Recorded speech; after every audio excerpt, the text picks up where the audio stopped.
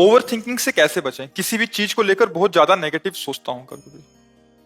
तो आप क्या सिखाते हैं लोगों को? लोगों को महाराज जी मैं सिखाता हूँ कि मतलब आप यूट्यूब से सोशल मीडिया से रोजगार कर सकते हैं। बच्चा, परम विश्राम जब तक मन को नहीं मिलेगा तब तक ये कभी शांत होने वाला नहीं। चाहे आप 100 करोड़ रुपया रोज कमाने लगे, 100 करोड़ रुपया रोज कमाने लगे, चाहे आप हजारों लाखों विषय भोग रोज भोगने लगे, तो भी आपकी ओवर थिंकिंग रुकने वाली नहीं। समझ पा रहे हो या इसमें आपको कोई संशय है? नहीं। 100 रुपए की मांग, फिर 1000 रुपए की मांग, फिर 1 लाख की मांग, फिर करोड़ की मांग, फिर अरब की मांग, ये बढ़ती ही चली जाएगी। इसकी पूर्ति नहीं होती कभी, आज तक किसी की नहीं हुई। इतिहास साक्षी है। उसी की पूर्ति होती है जिसको अध्यात्म का ज्ञान हो जाता है। उसके अंदर ये वृत्ति आती है, जथा लाभ संतोष सदा, काहू सो कछु न चाहोंगो, परहित निरत निरंतर मन क्रम, वचन नेम निबहोंगो, कबहू कहो या रहा नहीं रहोंगो।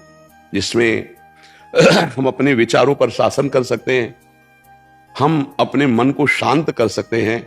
वो रुपया नहीं होता, वो भोग सामग्री नहीं होती, वो अध्यात्म होता है। आप इस बात को स्वीकार करते हैं? जैसे आपका मन कह रहा है कि ये शरीर भोगने को मिल जाए, तो उस शरीर को कोई भोग रहा है, या आपको ही मिल जाए, तो कुछ दिनों बाद आपका मन किसी और शरीर को भोगने की मांग करेगा, फिर किसी दिन और, फिर और ओवर थिंकिंग, ये सोच बढ़ती ही चली जाएगी आपकी, कभी रुकने वाली नहीं। ये रुकेगी तो एकमात्र श्री भगवान का आश्रय लेकर अध्यात्म ज्ञान नाम जप के द्वारा रुकेगी। नाम जप नहीं हो रहा तो चाहे जितना धन कमा ले, चाहे जितनी भोग सामग्री, महाराज ययाति जिनके वंश में भगवान श्री कृष्णचंद्र जी का अवतार हुआ, उनके बड़े पुत्र का नाम यदु था, तो इसीलिए भगवान को यदुवंशी कहा गया। उन्होंने अपने जीवन का परम पावन समय भोग में लगाया। भागवत में उनका चरित्र है, महाभारत में चरित्र है। उनको पत्नी रूप में जो मिली वो बहुत परम पवित्र, अप्सराओं को भी मोहित करने वाली परम सुंदरी देवयानी जी, भगवान शुक्राचार्य जी की पुत्री थी। वो संयोग बना ऐसा कि उनको वो प्राप्त हुई, और बहुत ही गंभीर और सुंदर दासी रूप में उन्होंने वृषपर्वा की पुत्री शर्मिष्ठा को स्वीकार किया। शर्मिष्ठा से भी पुत्र हुए, देवयानी से भी पुत्र हुए। बड़ी कथा में सारांश में केवल बता रहे हैं। देवयानी की शर्त थी कि आपने मुझे स्वीकार किया है तो मैं सर्व सुंदरी हूं और सर्व पूज्य हूं, मैं तुम्हें पत्नी रूप में प्राप्त हुई हूं, तो किसी की तरफ आंख उठा के नहीं देखोगे, ये शर्त। लेकिन जब शर्मिष्ठा को जो दासी रूप में आई थी, वो यद्यपि वो दासी नहीं थी, ईर्ष्यावश देवयानी जी ने दासी पद में उन्हें रखा था। इतनी सुंदर और गंभीर मुद्रा में थी, महाराज ययाति लुभायमान हो गए। जबकि सर्व सुंदर देवयानी जी, शर्मिष्ठा जी से भी पुत्र प्रकट हुए। एक दिन वो शिकार के बहाने जा रहे थे, तो वहां नए नए बालक पिताश्री कह करके लिपटे। देवयानी ने कहा, पिताश्री आपको कैसे कह सकते हैं ये? तो उन्होंने कहा कि बालक हैं, ऐसे भाव से कहते नहीं, सत्य बोलिए आप। तो उनका हमारे ही बालक हैं।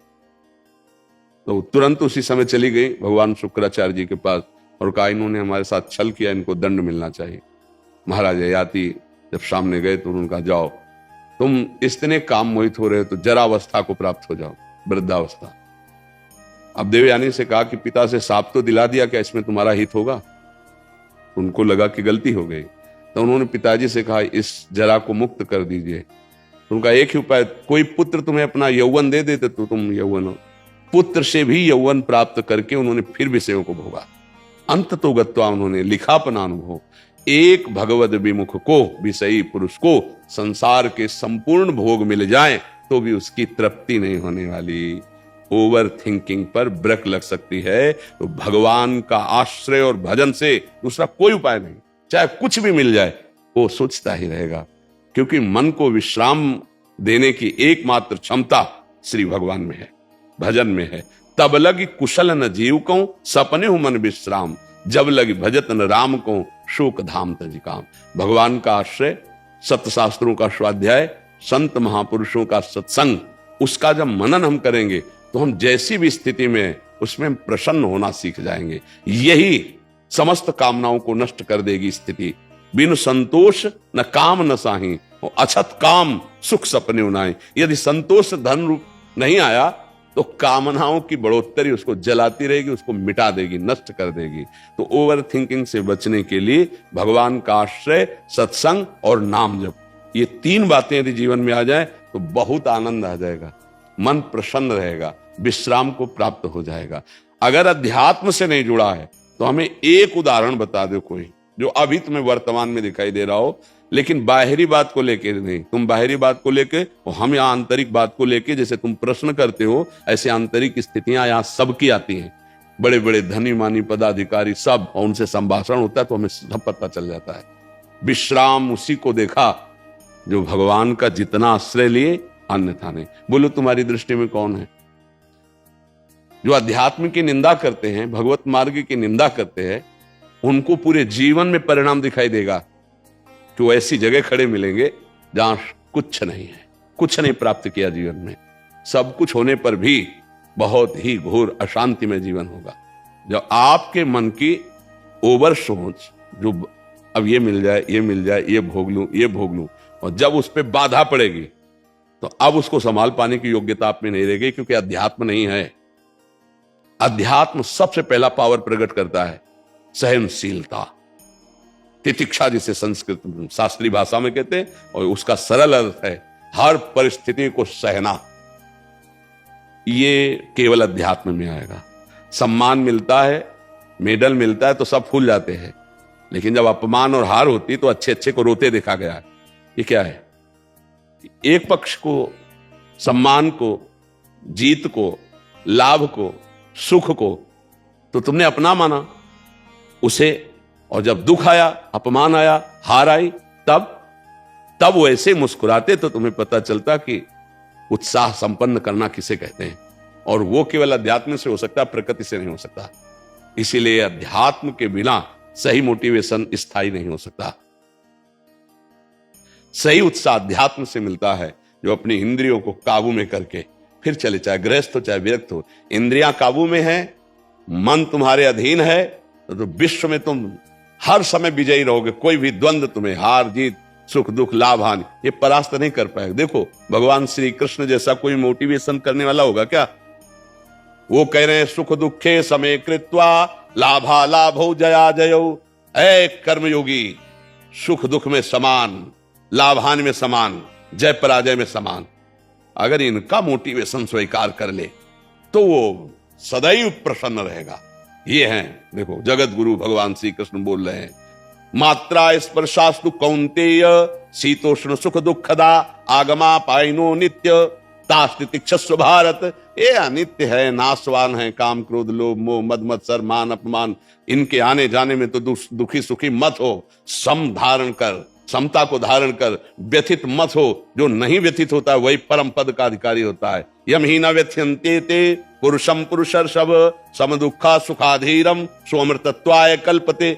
बिना अध्यात्म के बच्चा ना तो ओवर थिंकिंग को रोका जा सकता है, और ना हम शांत हो सकते हैं, ना हम प्रसन्न हो सकते हैं। हाँ, हर्षित हो सकते हैं तो परिणाम में शोकित होना पड़ेगा। आज हमारे मन के अनुकूल कार्य हो गया तो हर्षित हो गए, कल शोकित होना पड़ेगा। हमें लगता है कि ये 3 बातें जीवन में उतारनी चाहिए। पहला भगवान का आश्रय, दूसरा भगवान का नाम जप, और ये दोनों पुष्ट कैसे हो? ये संत समागम। अगर सत्संग करते रहे तो बात समझ में आ जाएगी, नहीं तो फिर गड़बड़ रहेगा। जैसे समाज में किसी भी मार्ग का उपदेशक बने तो बहुत मजबूत होना चाहिए। जैसे डूबने वाले को निकालने के लिए तुम कूद रहे हो तो तुम्हें अच्छा तैराक और अपने से भारी वजन को लेकर तैरने का अभ्यास होना चाहिए।